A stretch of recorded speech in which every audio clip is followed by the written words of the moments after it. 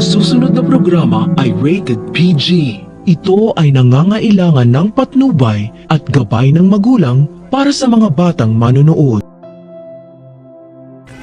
Ang buong akala ni Moira kay Zoe mapupunta ang lahat ng kayamanan ni Lolo Pepe dahil siya lang ang legal na anak ni Doc RJ at legal na apo ng pamilya Tanyag.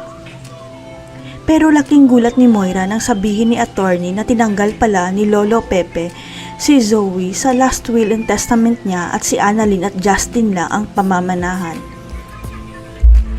Pero may pag-asa pa si Moira at Zoe dahil hindi pa final ang revised last will and testament ni Lolo Pepe hanggat hindi niya ito napepermahan kaya may mamanahin pa rin si Zoe. Ang ipinagtataka lang ni Giselle kung bakit tinanggal sa last will si Zoe in a last minute ng papa nila sa araw pa mismo na nawala siya kaya hindi matahimik ang isipan ni Giselle. Mas lalong lumakas ang kutob ni Giselle na may ginawa si Zoe kay Lolo Pepe kaya tinanggalan siya ng mana na kinontra naman ni Doc RJ dahil kampi siya kay Zoe. Hindi naman alam ni attorney kung bakit ni-revise ni Lolo Pepe ang last will and testament niya at si Zoe lang ang tinanggal sa pamamanahan niya dahil sa telepono lang sila nag-usap. Hanggang sa biglang bumalik ng Pilipinas ang bodyguard at pinagkakatiwalaang tauhan ni Lolo Pepe na si Quinito at siya ang magbubunyag ng pinakatago-tagong sekreto ni Zoe. Ang hindi alam ng lahat, hawak ni Quinito ang kopya ng DNA test ni Zoe at alam niya na hindi totoong apo ni Lolo Pepe si Zoe dahil siya lang ang hindi nag-match kay Lolo Pepe.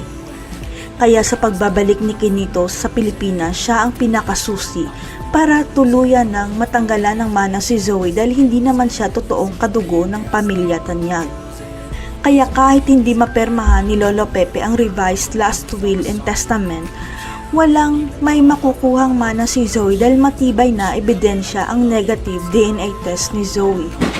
Kaya sa pagkadating ni Quinito sa bansa, kaagad siyang pumunta kay attorney at kay Giselle para ibigay ang DNA test result ni Zoe na hindi siya totoong Tanyag.